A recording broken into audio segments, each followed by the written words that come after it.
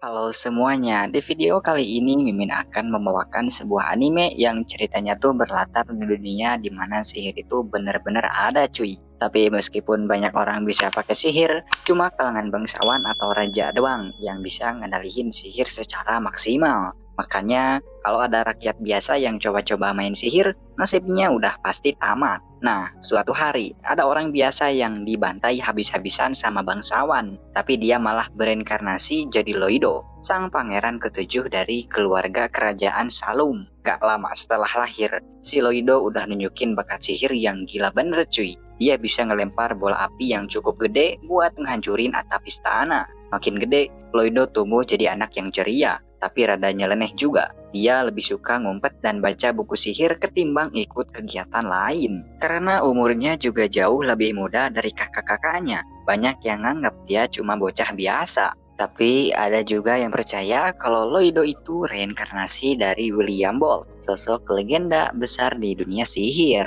Tapi Loido cuek aja cuy, yang penting dia bisa tenggelam dalam tumpukan buku sihir di istana. Suatu hari, pas dia lagi mau baca buku, pengasuhnya yang namanya Silpa ngajak dia latihan pedang. Nah, si Loido ini malah pakai sihir buat nyontek gerakan Silpa. Bahkan sempat curang pakai sihir penguatan dan levitasi biar kelihatan jago. Silpa sadar, tapi bukannya marah malah ngasih pujian karena Loido cukup kreatif. Habis latihan, Silpa ajak Loido mandi. Terus para pelayan cerita tentang iblis yang disegel di perpustakaan bawah tanah. Cerita itu sebenarnya buat nakut-nakutin Loido, tapi malah bikin dia penasaran. Malamnya, Loido kabur ke perpustakaan bawah tanah. Dia pakai sihir buat ngelabuhin pantulan cahaya biar gak kelihatan. Padahal tempat itu katanya super aman. Segelnya juga dibikin sama penyihir hebat. Tapi Loido dengan santainya ngelewatin segel itu cuy. Begitu masuk, dia langsung buka buku-buku terlarang. Dan dari salah satu buku muncul iblis bernama Grim. Si Grim nawarin emas kalau Loido mau ngelepasin segelnya. Tapi Loido ogah. Tapi begitu Grim nawarin ilmu sihir kuno, Loido langsung tergiur dan ngelepas segelnya. Bukannya dapat ilmu, Loido malah diserang brutal. Tapi anehnya dia gak panik, malah excited banget ngeliatin cara Grim menyerang. Bahkan sempat pengen nyentuh sihirnya buat ngerasain langsung. Setelah ngerti triknya, Loido ngeluarin bola api dan langsung bikin Grim menyerah. Si Grim akhirnya ngaku kalah dan setuju jadi bawahannya. Besoknya, Albert yang merupakan kakak Loido yang juga pangeran kedua datang ke perpustakaan. Mereka latihan bareng di lapangan terbuka. Albert kelihatan jago banget karena semua tembakan sihirnya tepat sasaran. Loido yang gak mau terlalu mencolok sengaja melesetin sihirnya biar kelihatan biasa aja. Tapi karena itu, para pengikut Albert jadi ngeremehin Loido. Padahal Albert sendiri udah tahu kemampuan asli adiknya dan dia milih buat diem aja. Pas Albert udah pergi, Loido yang sendirian jadi kepo pengen nyoba sihir baru. Dia pengen ngerapal 2 mantra sekaligus kayak yang ditunjukin Grim. Katanya sih manusia gak bisa karena butuh mulut kedua. Tapi Loido punya ide nyeleneh. Dia masukin Grim ke dalam tangannya dan boom, berhasil cuy. Gak cukup sampai situ. Dia juga nyoba sihir tingkat tinggi buat ngerapal ratusan mantra sekaligus. Tapi energinya gede banget sampai harus diarahkan ke langit biar gak ngancurin tanah. Efeknya langit jadi gelap kayak malam karena atmosfer rusak kena ledakan. Keesokan harinya, eksperimen Loido jadi perbincangan seisi kerajaan. Tapi Loido malah cuek. Dia lebih tertarik sama berita tentang petualang yang berhasil menaklukkan dungeon. Gara-gara itu dia pengen banget jadi petualang juga. Buat kabur dari istana, dia bikin kloningan yang dikendaliin sama Grim. Begitu berhasil kabur, dia bingung karena gak tahu lokasi dungeon. Tapi pas lagi nyari-nyari, dia lihat cewek yang dikejar monster. Cewek itu langsung ngalahin semua monster pakai jurus bela diri keren banget. Loido langsung sadar kalau itu teknik jutsu, seni bela diri dari negara jauh yang fokus ke pernapasan. Cewek itu ternyata sadar Loido ngintip, dan buat nutupin identitasnya, Loido pakai sihir perubahan buat nyamar jadi petualang pemula bernama Robert. Cewek itu namanya Tao, petualang peringkat B. Setelah ngobrol, Tao tiba-tiba mutusin buat ngejar cinta dan ngajak Loido jadi pacar. Pas banget, Loido juga pengen menjelajah dungeon, jadi mereka berangkat bareng. Loido juga niat belajar teknik jutsu dari Tao, tapi pas ngelawan monster serigala, Tao bilang bos dungeonnya udah kalah. Pas mau buka peti harta, malah nongol monster tengkorak yang jauh lebih bahaya, namanya Lich. Loido sempat nanya itu apaan, tapi bukannya ngejelasin, Tao malah dorong dia pergi. Ternyata Tao mau ngulur waktu biar Loido bisa kabur. Tapi karena Tao gak bilang apa-apa, Loido malah mikir buat balik ke tempat itu. Sementara itu, Tao lagi bertarung mati-matian melawan Lich. Dia udah mulai keteteran dan takut mati. Lich terus ngehina dan ngejek kemampuannya. Tapi Tao ingat ujian Loido soal tekniknya. Jadi dia mutusin buat terus berjuang. Sayangnya, meskipun udah ngeluarin semua tenaga, Lich masih berdiri. Tao cuma berhasil ngancurin pelindung sihirnya dan sekarang udah kelelahan banget.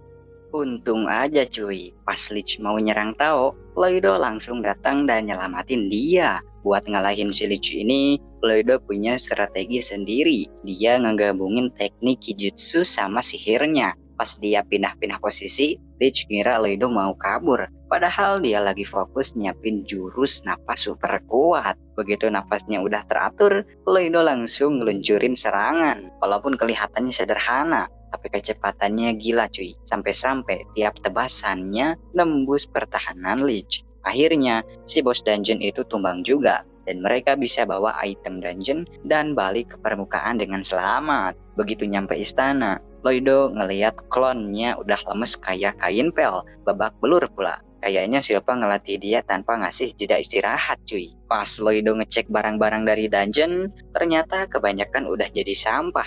Yang tersisa cuma peti harta sama pisau rusak. Tapi buat Loido, dua barang itu udah kayak harta karun. Dia langsung kepikiran buat eksperimen sihir dari situ. Pisau itu dia lebur jadi cairan sihir. Dan setelah dicek, ternyata ada sihir penguat di dalamnya. Loido lalu analisis bahan-bahannya. Terus buru-buru ngumpulin bahan buat bikin ulang sihir itu. Sambil terus ngulik sihir, dia juga tetap ikut latihan pedang bareng Silpa. Latihannya bikin Silpa senang karena kemampuan pedang Loido sempat turun beberapa waktu terakhir.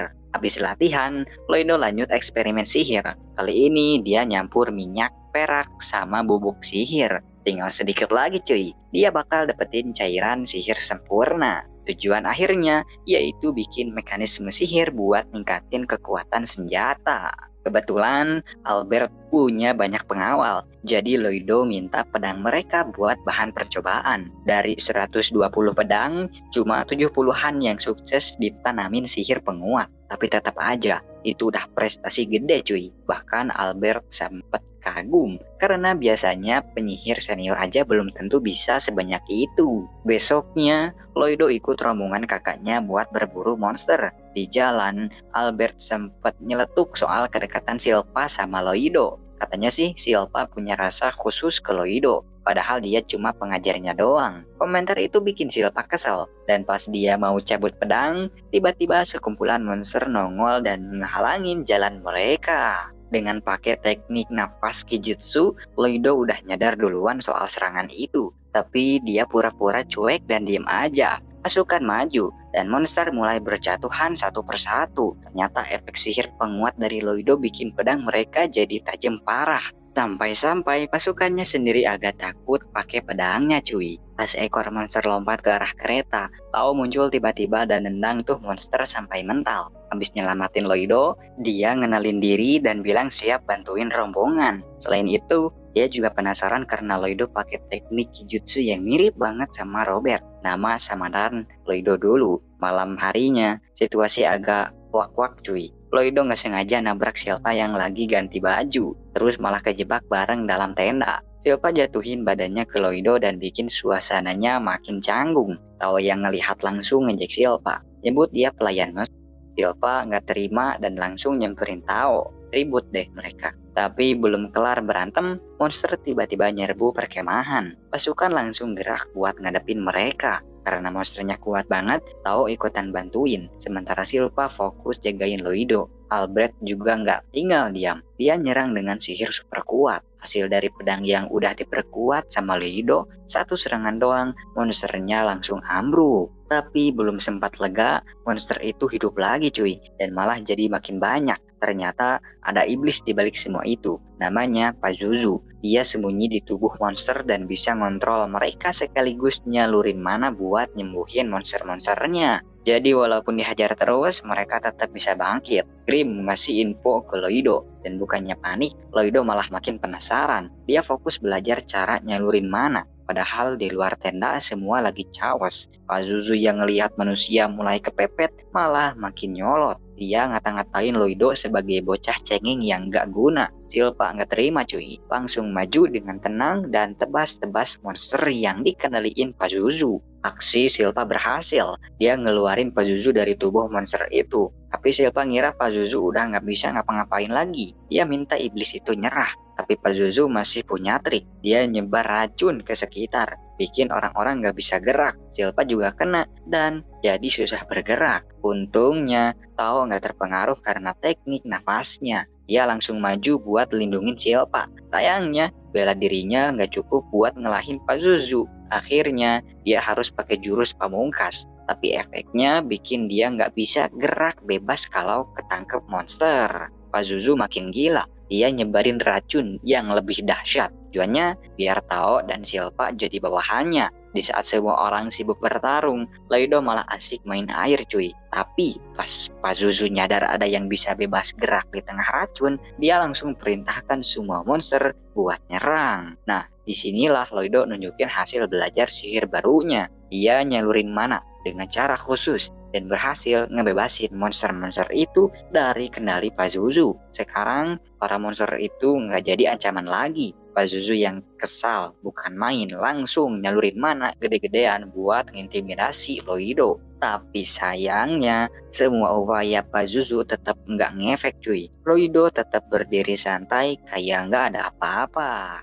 Nah cuy, berkat mana yang dimiliki Loido yang emang gede banget, malah Pazuzu yang jadi ciut nyalinya. Pas banget nih, Loido sebenarnya pengen ngetes satu sihir baru ke Pazuzu. Tapi buat bisa aktif, si Pazuzu harus masuk ke dalam penghalang dulu. Nyadar bakal kejebak, Pazuzu pun panik dan langsung ngebirit. Tapi secepat apapun dia lari, penghalang buatan Loido masih bisa ngurung dia cuy. Gak cuman itu, Loido juga ngegabungin dirinya sama Grim, bikin casting sihirnya makin kenceng parah.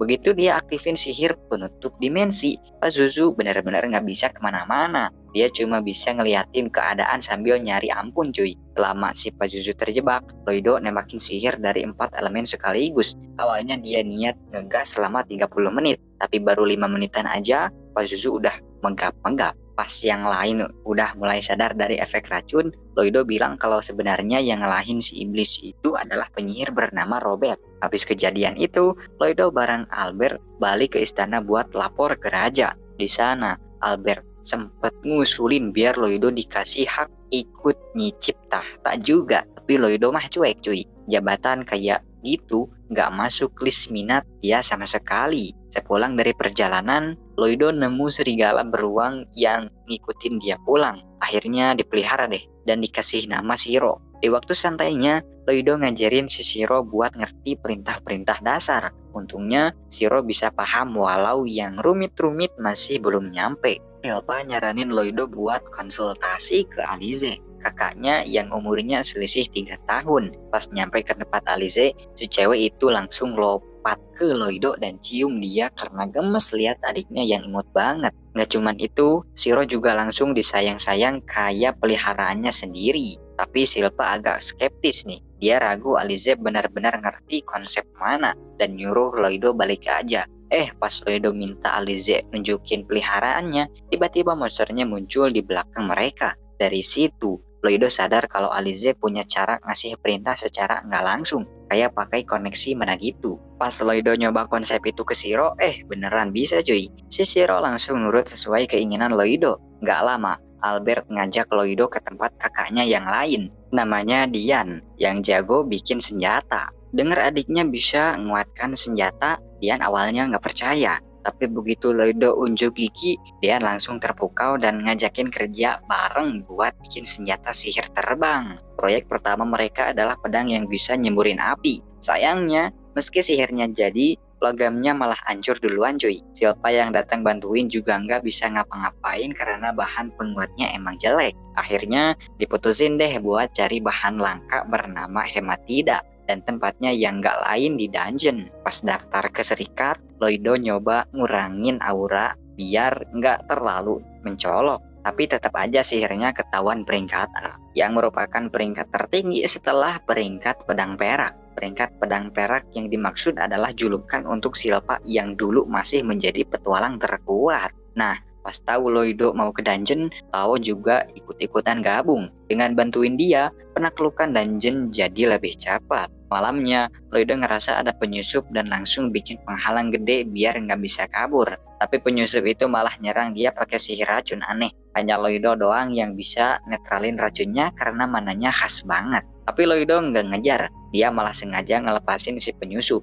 berharap dia bisa ngikutin ke markasnya. Ternyata bener, si penyusup itu namanya Ren lapor ke markas bahwa dia ketahuan. Tapi dia juga bawa info penting soal istana yang lagi produksi senjata massal. Tapi sayangnya mereka sadar kalau ada yang ngintip, dan itu Loido. Karena udah ketahuan, Loido pun langsung muncul buat tantangin mereka satu-satu. Dan kali ini tanpa perlindungan sama sekali. Musuh pertamanya adalah Babylon, yang badannya bisa muter fleksibel banget. Dia nyerang Loido dengan serangan yang bervariasi tanpa terluka sedikit pun. Terus ada Crow, yang ucapannya bisa jadi kutukan. Galilei, yang bisa bikin mana jadi lendir. Dan Tarya, yang bisa mindahin luka ke orang lain yang dia lihat. Setelah mantau gaya bertarung mereka, Loido akhirnya balik nyerang. Gokilnya, dia cuma pakai tangan kosong dan jurus pedang Silpa. Tapi nggak ada satupun dari mereka yang bisa ngimbangin. Setelah mereka semua keok, Galilei cerita kenapa mereka jadi penjahat.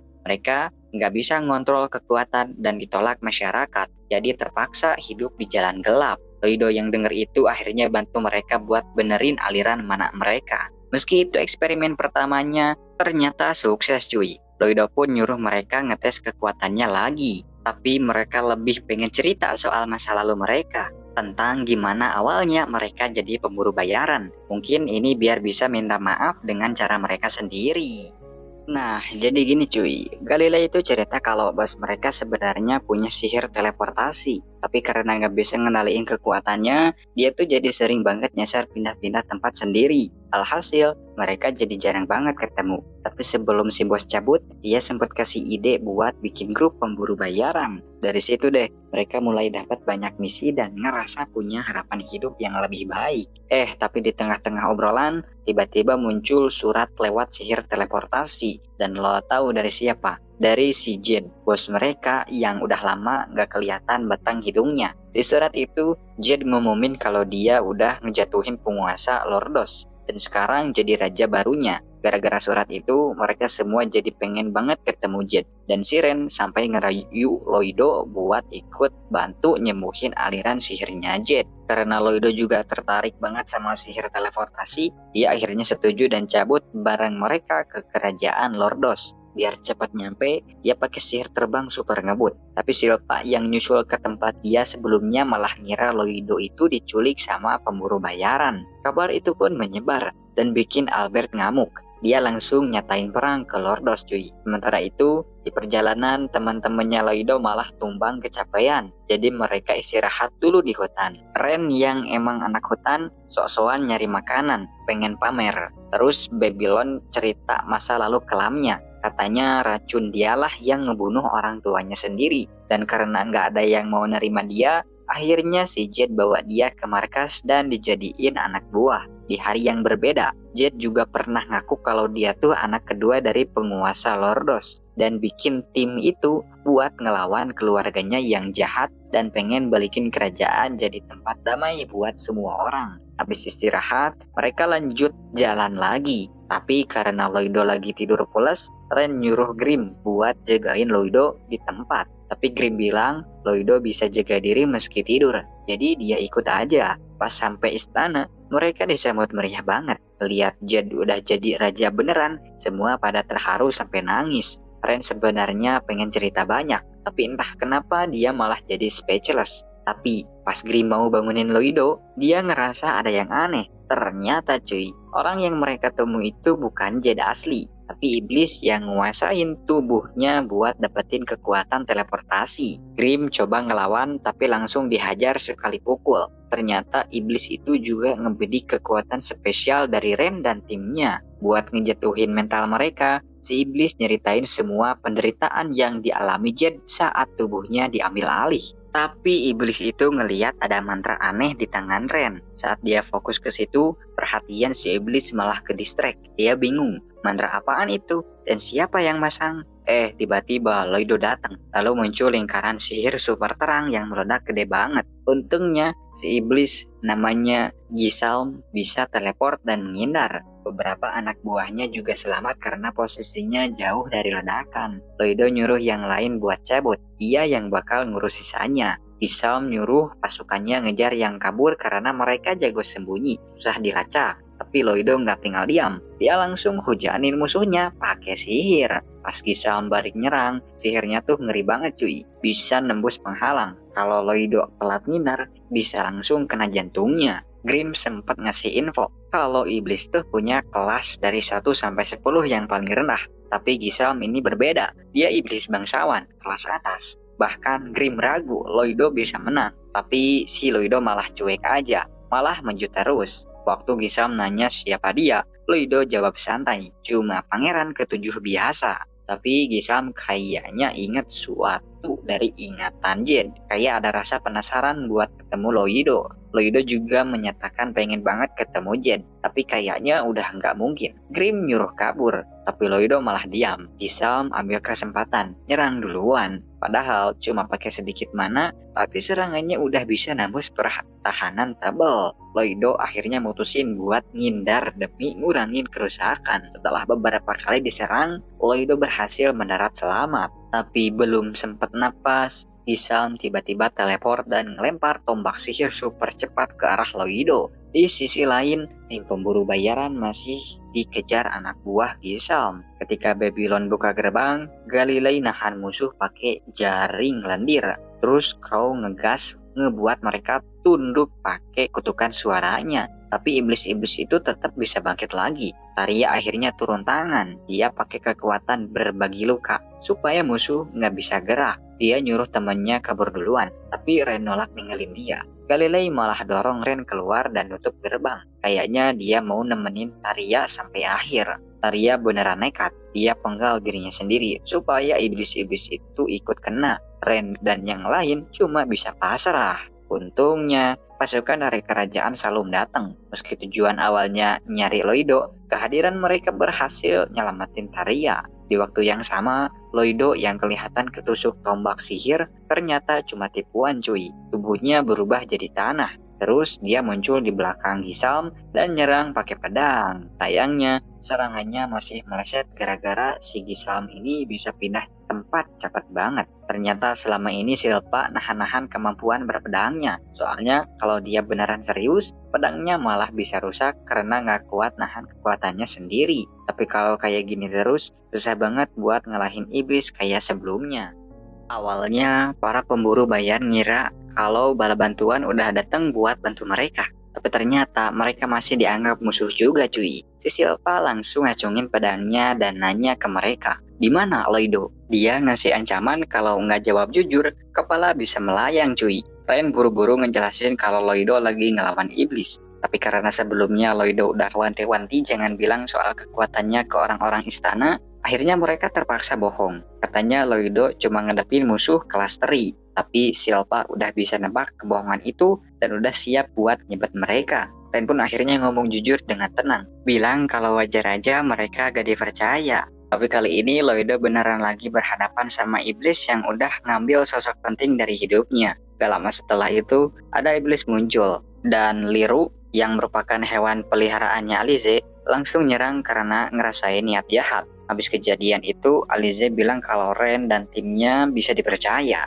Soalnya kalau mereka jahat, Liru pasti udah nyerang duluan. Biar pertarungan Loido gak diganggu, Gisalm kemudian ngeruntuhin jembatan yang nyambung ke istana. Dengan cara itu, pasukan Silpa gak bisa masuk, dan Loido jadi lebih leluasa buat ngeluarin kekuatannya. Di bawah kastil, pertarungan makin kacau cuy. Meski iblis-iblisnya nggak OP banget, mereka bisa regenerasi terus-menerus, bikin pasukan kerajaan makin kewalahan. Silpa sendiri belum nyerah buat nyusul Loido. Dia sempat nyuruh Shiro lompatin sungai, tapi gagal karena jaraknya jauh banget. Pas dia lagi bingung, tiba-tiba muncul iblis kelas tinggi yang kekuatannya seimbang sama dia. Bedanya, si iblis itu pakai tubuh seseorang yang emang jago pedang, jadi serangannya rapi dan kuat. Di sisi lain, Albert akhirnya ngeluarin jurus pamungkas, yaitu ngombinasiin kekuatan pedang sama sihir kuat. Efeknya, iblis-iblis langsung kebakar dan gak bisa regen lagi. Sementara itu, pertarungan antara Silpa dan si iblis masih imbang. Walau sebenarnya iblisnya punya keunggulan teknik karena pakai tubuh ahli pedang dari kerajaan Lordos,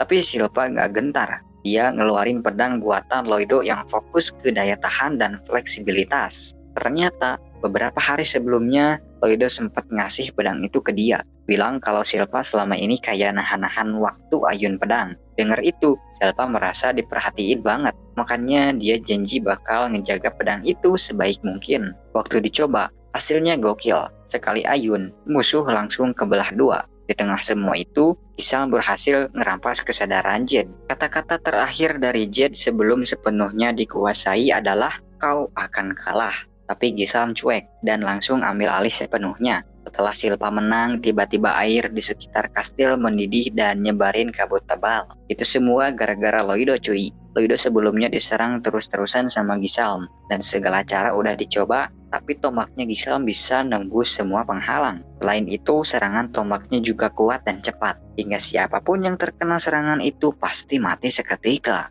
Yang paling merepotkan adalah sihir teleportasi si Giselle. Loido harus gerak cepat biar gak kejebak serangan mendadak. Karena udah risih, Loido ngebalas pakai mantra ganda sambil ngandelin timing secepat mungkin. Meski Giselle ngerasa serangan itu gak mematikan, dia tetap menghindar karena malas bajunya kebakar cuy. Akibatnya serangan Loido kena air dan nyebabin uap tebal. Nah, waktu gak bisa lihat apa-apa, Loido masih bisa ngelacak posisi musuh pakai teknik kijutsu. Sementara itu, Giselle menjadi kesulitan nyerang balik karena pandangannya kehalang kabut. Ini jadi keuntungan buat Loido, tapi dia juga nggak bisa asal nyerang karena bisa ketahuan posisinya. Jadi dia nyerang pakai klon tanah dalam jumlah yang banyak. Pas boneka-boneka itu nyerang, Giselle bisa nebak mana yang asli dari pedangnya. Tapi ternyata dia cuma nyerang klon. Loido asli diem-diem nyiapin serangan pembakar. Karena gak bisa bedain mana yang asli, Giselle menyerang semua boneka dengan brutal.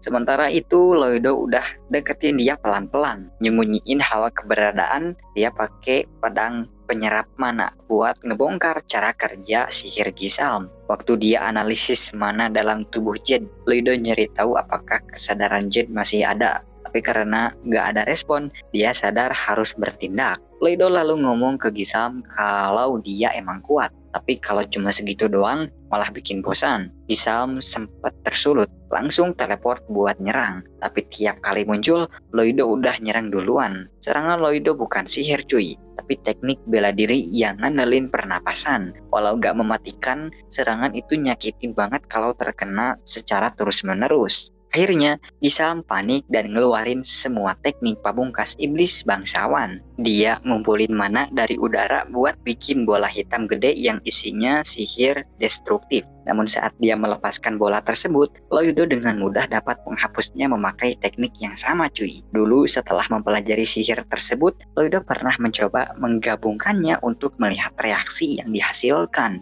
Hasilnya seperti yang terlihat barusan. Bola hitam itu saling menetralkan hingga sepenuhnya menghilang. Karena sihir itu membutuhkan jumlah mana yang sangat besar, awalnya Giselle sulit mempercayainya. Namun kemudian Giselle kaget pas nyentuh kepala Loido. Ternyata cadangan mananya banyak banget. Loido pun ngancem mau nabrakin mana ke Giselle. Gak pakai lama Loido beneran ngelakuin itu. Dia nyedot Giselle ke dalam mana raksasa dan menghancurkannya dari dalam. Pasca itu, bayangan Jed muncul di langit. Bikin Ren keinget momen ketika Jed bilang kalau pangeran ketujuh alias Loido punya kekuatan buat ngilangin sihir kutukan mereka. Dulu mereka gak percaya, tapi sekarang terbukti cuy. Beberapa saat kemudian, Albert dan yang lain datang nemuin Loido. Albert bilang dia udah tahu semua, termasuk soal pemberontakan Jet dan para pemburu bayaran yang meminta bantuan padanya. Cara Loido ngadepin semua ini bikin Albert bangga, tapi tetap aja,